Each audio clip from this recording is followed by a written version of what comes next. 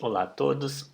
Esta é a última aula do módulo de Fisiologia da Respiração e hoje nós vamos então discutir os principais aspectos relacionados com o controle da ventilação e ao final da aula também destacar as questões e a participação do sistema respiratório no equilíbrio ácido-básico. Como referência para revisar e para estudar esse assunto, vocês podem utilizar o capítulo 45 do livro de Fisiologia da Margarida de Melo Aires, que fala sobre o controle da ventilação, e o capítulo 46 também do mesmo livro, que vai falar sobre o papel do sistema respiratório no equilíbrio ácido-básico. Ao concluir essa aula, então, os alunos deverão ser capazes de compreender as seguintes questões. Primeiro, descrever a organização central da respiração e a sua integração com a periferia. Explicar o papel dos quimiorreceptores centrais e periféricos na regulação dessa respiração. E, ao final, descrever o papel do sistema respiratório no equilíbrio ácido-básico. Inicialmente, eu gostaria de discutir com vocês essa organização central do sistema respiratório que é importante para o controle da respiração. Essa é uma figura que nos mostra aqui do lado esquerdo essa integração que existe entre, então, o sistema respiratório, que é aqui representado pelo pulmão, na periferia, e pelo diafragma, que é o principal músculo da respiração. As informações captadas no sistema respiratório vão pelas vias aferentes chegar no sistema nervoso central, mais especificamente na região do bulbo dorsal, e os neurônios, vários grupos de neurônios localizados no bulbo, que nós vamos ver mais adiante, são importantes para receber essas informações e gerar atividade elétrica que vai ser transmitida para os neurônios motores na medula espinal, que são responsáveis pela contração da musculatura inspiratória. Então, a informação aferente chega nesses neurônios do bulbo, eles interpretam essa informação e a partir da interpretação dessa informação vão controlar os movimentos respiratórios, a intensidade dos movimentos respiratórios e a profundidade dos movimentos respiratórios, controlando a atividade dos neurônios motores. Então, esse é um esquema que sinaliza a integração entre o sistema nervoso central e a periferia.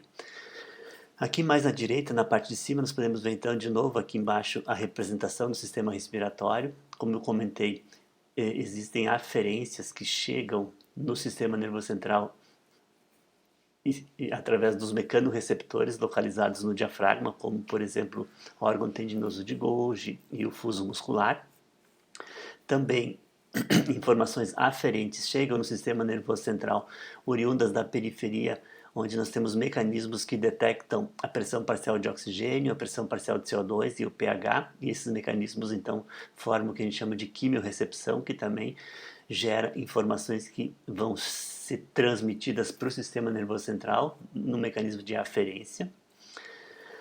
Além dessas informações aferentes, a prática de atividade física, o controle da temperatura, o controle cardiovascular, as emoções, os comportamentos de fala, sono, são todos fatores que também podem influenciar esses neurônios que se localizam no bulbo, que são importantes para gerar então o padrão respiratório, que geram o ritmo respiratório.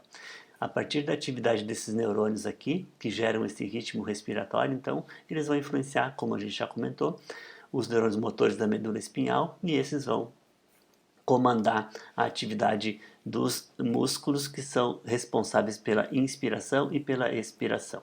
Tá? E também neurônios motores dos pares cranianos são importantes para controlar principalmente a musculatura das vias respiratórias, né, das vias aéreas. Além disso, né, mudanças na taxa metabólica, como por exemplo a necessidade de aumentar o consumo de oxigênio porque aumentou o metabolismo, vão fazer com que haja necessidade de aumentar a ventilação também. E alterações da função renal, que é importante para o equilíbrio ácido básico, principalmente também podem trazer influências na ventilação e consequentemente participar do controle do sistema respiratório. E essa figura, na sua parte mais abaixo, está mostrando então a atividade elétrica do diafragma, que, como nós já sabemos e já discutimos, o diafragma é o principal músculo responsável pela inspiração, então ele vai aumentando o seu nível de atividade elétrica durante toda a fase da inspiração. As vias respiratórias são menos atividade, porque tem broncodilatação durante a fase inspiratória, e a parede abdominal está sem atividade, porque durante a inspiração os músculos abdominais estão relaxados. Após a inspiração, então, o diafragma cessa a sua ativação, existe uma fase pós-inspiratória, que ainda tem a presença de uma pequena atividade elétrica do diafragma, que é importante para frear o relaxamento brusco do sistema respiratório e evitar o colapsamento da via aérea. E depois, ao final da expiração, então, não tem mais nenhuma atividade elétrica no diafragma, como vocês podem observar aqui. Ao contrário, né, as vias respiratórias também têm uma atividade muscular aumentada na primeira fase pós-inspiração, né, que é a primeira fase da expiração, para exatamente comprimir o ar que está no interior da via aérea e facilitar o fluxo respiratório.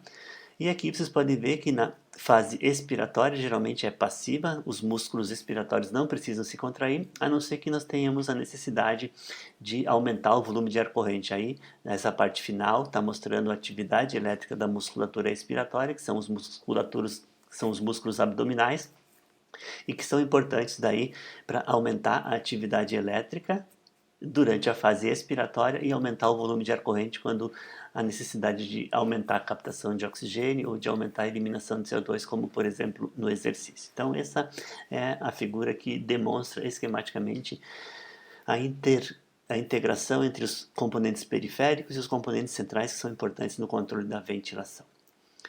As áreas do sistema nervoso central que se localizam na região ventral do bulbo são diferentes áreas, são diferentes grupos de neurônios que têm relação com o sistema respiratório. Então, por exemplo, o complexo retrotrapezoide tem uma atividade, os seus neurônios têm uma atividade relacionada com a fase expiratória. Então, o complexo retrotrapezoide, os seus neurônios têm atividade na fase expiratória. Já o complexo de Böttinger, que é essa outra estrutura aqui, tem neurônios que apresentam atividade durante a fase expiratória. O complexo de pré-Böttinger, ao contrário, que é essa outra região aqui, apresenta neurônios que têm atividade durante a fase inspiratória. O grupo respiratório ventral rostral, que é essa região grande aqui, que vocês estão vendo, todos os neurônios desse grupo respiratório ventral, na parte mais rostral, tem atividade relacionada com a fase inspiratória. Então, esses neurônios também são inspiratórios. O núcleo do trato solitário também apresenta neurônios que têm atividade durante a fase inspiratória. E também no núcleo do trato solitário é onde chegam as informações que são oriundas dos quimiorreceptores periféricos e a partir do NTS, então, eles projetam para os neurônios pré-motores. Então, o NTS tem neurônios que apresentam atividade durante a fase inspiratória também. E, por último, o grupo respiratório ventral, na região mais caudal do bulbo, tem atividade dos neurônios na fase expiratória. Então, esses neurônios aqui são expiratórios. Então, como nós podemos ver, nós temos diferentes grupos de neurônios dentro do bulbo, na região rostral, na região ventral do bulbo, e que apresentam atividades na fase inspiratória e na fase expiratória. A partir da atividade desses neurônios vai haver então a sinalização para os neurônios motores do nervo frênico, que ficam aqui na região cervical, e vai haver maior ou menor esforço respiratório, maior ou menor frequência respiratória. Então essa é um papel importante dessa integração central entre os neurônios que fazem parte dos grupos que controlam a respiração e que são responsáveis por gerar o ritmo e a profundidade da respiração também. Também no sistema nervoso central nós temos a região rostral e a região caudal do bulbo aqui, na sua superfície ventral.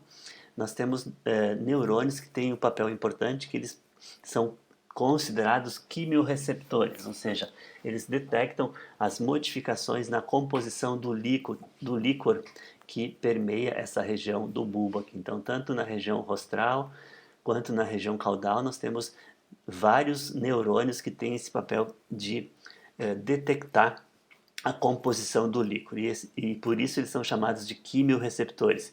Esses quimiorreceptores, eles vão projetar, né, as suas informações para aqueles grupos que nós comentamos anteriormente, que são os neurônios que são responsáveis pela inspiração ou pela expiração, e dessa forma nós vamos controlar a duração da fase inspiratória, a duração da fase expiratória, a partir das informações provenientes em parte desses quimiorreceptores centrais. Como é que esses quimiorreceptores centrais detectam essas oscilações? Então aqui está mostrando a barreira hematoencefálica, mostrando aqui um capilar, aqui seria o interstício e aqui um daqueles neurônios que são os quimiorreceptores.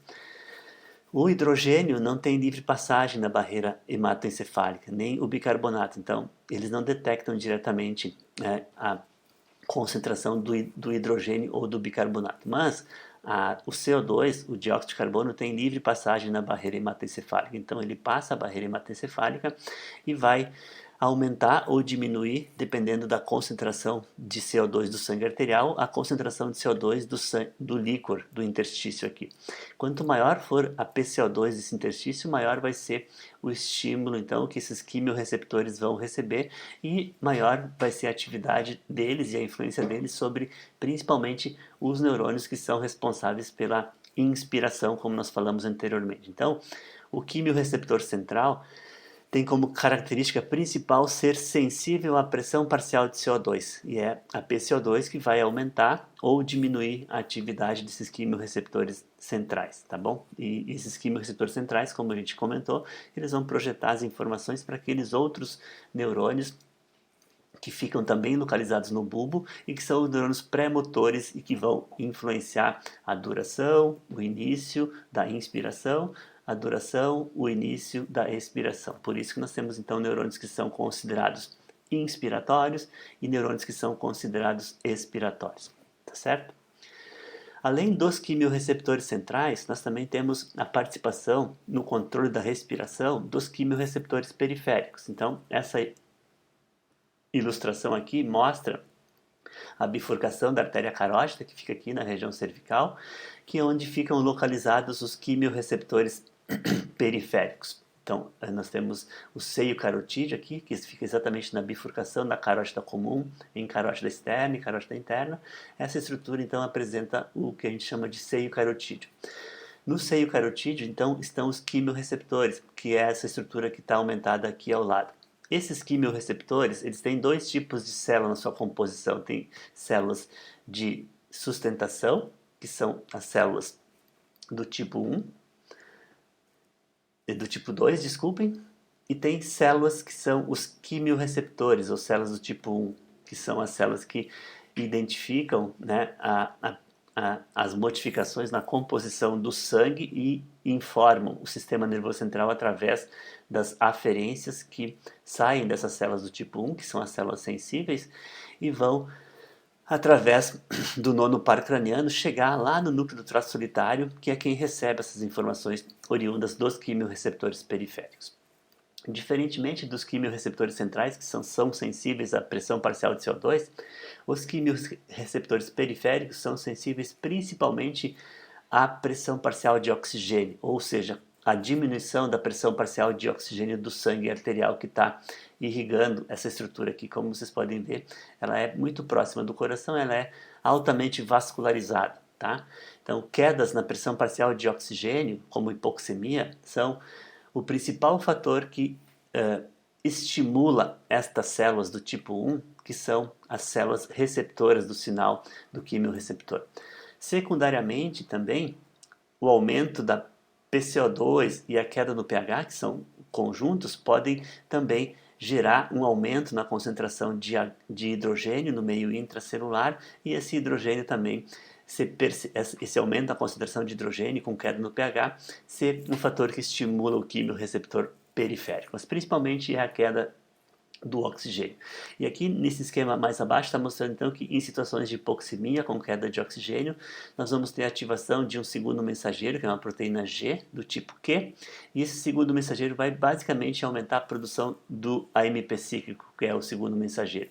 Esse AMP cíclico aumentado tem como papel fechar um canal de potássio aqui, e o fechamento desse canal de potássio vai reter potássio no interior da célula.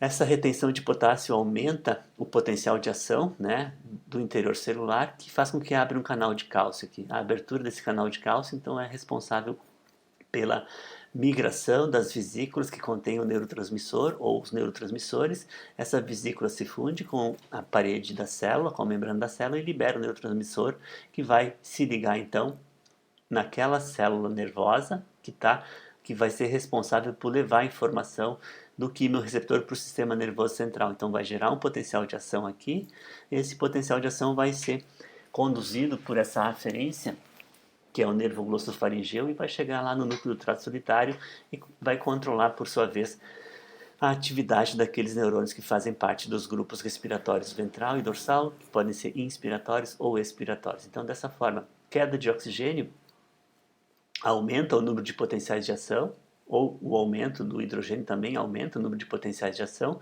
e vai aumentar então o estímulo para os neurônios que são importantes para controlar o sistema respiratório, para aumentar a frequência respiratória numa situação, por exemplo, de queda da pressão parcial de oxigênio. Então essa é a participação, o papel dos quimiorreceptores periféricos no controle da respiração. É detectar modificações principalmente no oxigênio do sangue arterial, mas também do CO2 e do pH, e dessa forma controlar a atividade dos neurônios motores da respiração, tá bom? E por fim, a participação do sistema respiratório na regulação do equilíbrio ácido-básico é importante entender porque é fundamental, né, a participação do sistema respiratório no controle do equilíbrio ácido-básico. Essa figura aqui mostra o que a gente chama de diagrama de Davenport, tá? Esse diagrama de Davenport mostra para nós três variáveis principais e importantes que nós utilizamos para entender a participação do sistema respiratório no controle do equilíbrio ácido-básico. Então aqui no eixo vertical está mostrando a concentração de bicarbonato, que, como a gente já falou, é o principal sistema de tamponamento do CO2 do sangue. Ele é fundamental então para controlar o equilíbrio ácido-básico. Na linha horizontal, no eixo horizontal, está mostrando o comportamento do pH. Então, o pH que normalmente varia de 7,35 a 7,45, em um valor médio de 7,4, que é o pH neutro, é um pH normal. E, por fim, aqui está mostrando nessas três linhas diferentes, né, o comportamento da pressão parcial de CO2 do sangue arterial em milímetros de mercúrio. Então, através da análise dessas três variáveis, nós podemos identificar se existem alterações no equilíbrio ácido-básico e também identificar que tipo de alteração está acontecendo pelas modificações que nós podemos encontrar nessas três variáveis, ou seja, PCO2, bicarbonato e o pH. Bom, inicialmente eu vou iniciar pela letra A, que mostra nessa parte central da figura aqui, se eu traçar uma linha reta em direção ao eixo do pH, vocês podem observar que na condição A o pH é normal, está em torno de 7,4. Da mesma forma, se eu traçar uma linha do ponto A para o eixo do bicarbonato, eu vou ter um bicarbonato dentro de uma concentração normal, que varia de 23 a 27, 28 miliequivalentes. E se eu olhar a pressão parcial de CO2, que é essa linha contínua aqui, né, também a situação A está localizada sobre a linha que identifica a pressão parcial de CO2 dentro do seu valor normal, que é de 35 a 45 milímetros de mercúrio, e aqui um valor médio de 40 milímetros de mercúrio. Então, a situação A, nós podemos dizer que o pH é normal, a PCO2 é normal e o bicarbonato é normal. Então, isso é o resultado de uma gasometria arterial de um indivíduo que tem uma função respiratória e uma função renal normais. Pois bem, vamos indo adiante. Saindo da A e indo para o ponto B, que é esse ponto aqui, o que nós podemos observar inicialmente? Que o pH caiu, ele saiu de 7,4 e foi para 7,3, 7,3, um pouco menos até então. Essa é uma situação de pH baixo que identifica uma situação de acidose. E por que acidose? Porque o pH baixou do 7,35, do 7,4 para 7,3, alguma coisa assim, ou até um pouco menos do que isso. Pois bem, e qual é a origem dessa queda do pH? Então, vocês lembram que o sistema respiratório e o sistema renal são importantes, porque o rim controla a produção de bicarbonato e o sistema respiratório controla a eliminação de CO2, que é produzido pelo nosso metabolismo. Então, nessa situação, basicamente, o que houve para justificar a queda do pH foi um aumento da PCO2. Então, está mostrando aqui, ó, a PCO2 aumentou nessa situação B. O bicarbonato até aumentou, né, da situação A para o B, mas ele está ainda dentro da faixa de normalidade, que é em torno de 28 miliequivalentes. Então, essa alteração aqui identifica uma alteração respiratória e não metabólica, porque o bicarbonato está normal. E a alteração respiratória que nós podemos associar a isso é uma hipoventilação, porque a PCO2 aumentou. Então, nós não estamos, o nosso sistema respiratório não está conseguindo eliminar o CO2, ele está retendo CO2, por isso que a PCO2 do sangue aumentou e por isso que o pH baixou. Então, isso aqui, a situação B, nós podemos chamar de uma acidose respiratória descompensada, porque ela é respiratória porque o sistema respiratório é que não está conseguindo eliminar o CO2 e, portanto, está diminuindo o pH. Saindo da situação B, que é uma acidose respiratória descompensada, porque o pH está baixo, e indo para a situação D, o que aconteceu? O bicarbonato aumentou muito, porque o rim identificou essa alteração no sistema respiratório e começou a aumentar a produção de bicarbonato. Esse aumento da produção de bicarbonato traz de volta o pH para sua faixa de normalidade. Então, o que está acontecendo do B para o D? O rim aumentou a sua produção de bicarbonato, esse aumento do bicarbonato normalizou o pH, então nós temos aqui a situação de o que nós chamamos de uma acidose respiratória compensada pela produção de bicarbonato. E por que ainda é considerado uma acidose? Porque o PCO2 continua alto. Ela está compensada porque o bicarbonato aumentou muito. E o bicarbonato aumentando vai tamponar o CO2. Então, mesmo estando com um CO2 alto, o pH normaliza porque o bicarbonato está tamponando o CO2. Tá certo? Muito bem. Então, aqui nós temos uma acidose respiratória compensada. E no meio do caminho entre o B e o D, nós podemos também ter condições que nós chamamos de parcialmente compensadas. Então, no meio desse caminho, quando o bicarbonato está elevando, mas o pH ainda não normalizou, nós podemos chamar isso de uma acidose respiratória parcialmente compensada. Isso acontece para as outras situações também, tá bom? Voltando para o A, e agora saindo do A e indo para o C. O que aconteceu com o pH nessa situação? Ele aumentou. Bom, toda vez que aumenta o pH é uma alcalose. Mas e qual é a origem dessa alcalose? Eu comentei com vocês que o bicarbonato é produzido no rim, e o aumento do bicarbonato tampona o CO2 e aumenta o pH. É isso que aconteceu? Não, do A para o C, ao contrário, o bicarbonato está até diminuindo, então ele está reduzindo a sua concentração. Mas se eu olhar para CO2, ela diminuiu.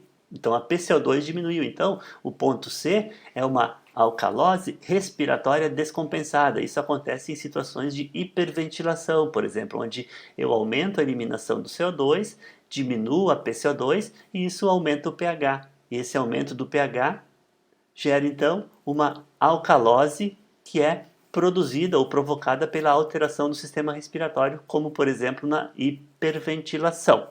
E por que não é metabólico? Porque se fosse uma alcalose metabólica, o bicarbonato teria que aumentar e não diminuir como ele está tendendo a diminuir. Está dentro da normalidade ainda, mas está tendendo a diminuir perto da situação A do bicarbonato, certo?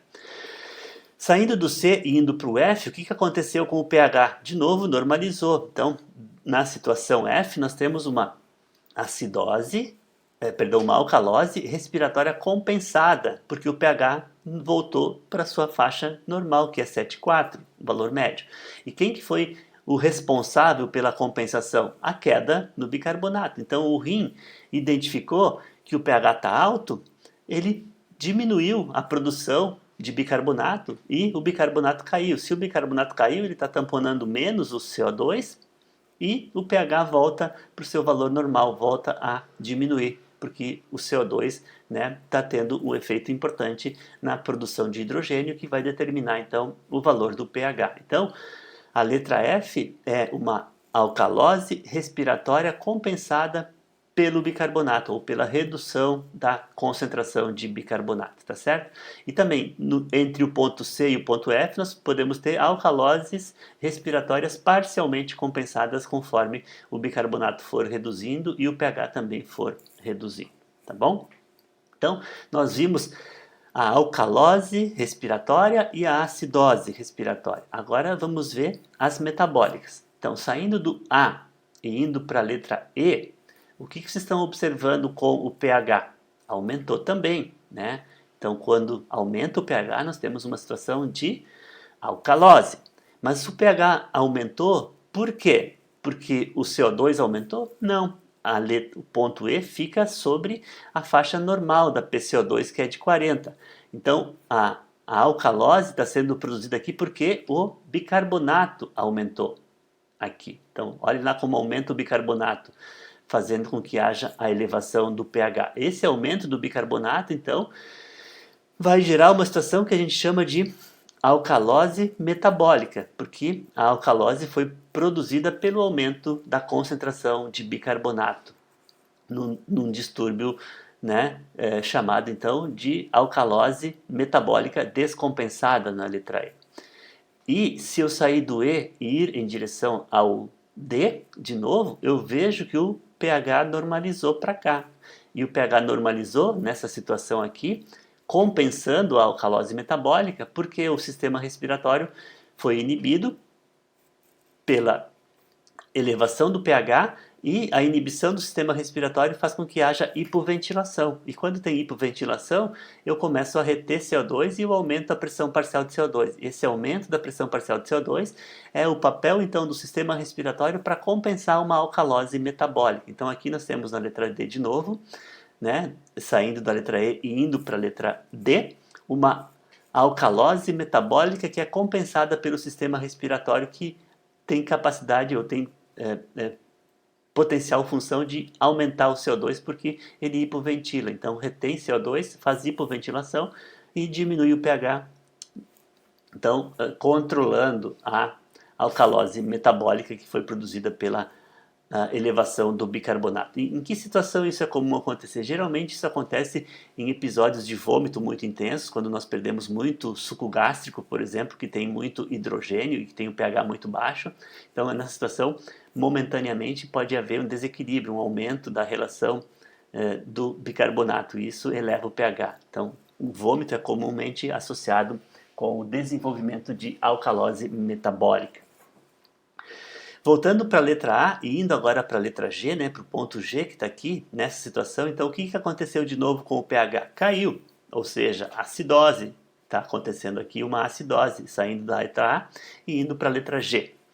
E por que esse pH caiu? Porque o CO2 aumentou? Não, nós estamos em cima, o ponto G está sobre a linha da PCO2 normal, que é de 40. Então, não foi a alteração na PCO2 que é responsável pela queda do pH, pela produção dessa acidose, mas foi sim a queda do quê? Do bicarbonato. Então olhem aqui para a linha do bicarbonato, está lá embaixo o bicarbonato no ponto G. Então a queda do bicarbonato numa pressão parcial de CO2 vai acabar reduzindo o pH e gera então o que a gente chama de acidose metabólica, né? Porque não foi causada pela alteração ou por uma alteração no sistema respiratório, mas sim por uma alteração na concentração de bicarbonato que gera então a queda do pH e a consequente acidose. Saindo do ponto G e indo em direção ao F de novo, o que aconteceu com o pH? Normalizou. Então, nós temos aqui um mecanismo de compensação dessa acidose metabólica, que é o sistema respiratório hiperventilando, aumentando a eliminação de CO2, então a PCO2 passou de 40 para 20, e essa queda na PCO2 fez com que o pH retornasse ao seu valor normal. Então houve uma compensação da acidose metabólica pelo sistema respiratório que hiperventilou, eliminou mais CO2, eliminou mais componente ácido, consequentemente o pH aumentou e a acidose metabólica está compensada. Por que continua uma situação de acidose? Porque o bicarbonato continua muito baixo. Então, apesar do pH estar normal, mas o bicarbonato ainda está baixo e o pH normalizou em função da diminuição da PCO2. Então, isso aqui é uma situação de acidose metabólica totalmente compensada ou plenamente compensada. E de novo, entre o ponto G e o ponto F, nós temos esse caminho a percorrer aqui. Nós temos situações onde a acidose metabólica vai se encontrar parcialmente compensada, porque o pH vai estar indo para a normalidade, mas o CO2 ainda não baixou o suficiente para normalizar o pH. Então isso é fácil de identificar e utilizando esse diagrama de Davenport, nós temos todas as condições de classificar os valores de gasometria como normal, acidose, metabólica ou respiratória, alcalose, metabólica ou respiratória. E mais, se ela está parcialmente compensada ou se ela está totalmente compensada. Então, toda vez que houver uma alteração respiratória, quem compensa é o sistema metabólico. Toda vez que houver uma alteração metabólica, quem compensa é o sistema respiratório. Então, é muito importante vocês terem em mãos e gravado esse diagrama de Davenport, que ele é fundamental para vocês poderem entender e fazer uma interpretação adequada da gasometria arterial. Eram essas as informações para a aula de hoje e no encontro síncrono nós podemos aproveitar então para resolver alguma dúvida e alguma outra pendência que por acaso vocês tenham. Muito obrigado pela atenção de todos e nos encontramos então no próximo encontro síncrono com vocês, tá? Muito obrigado.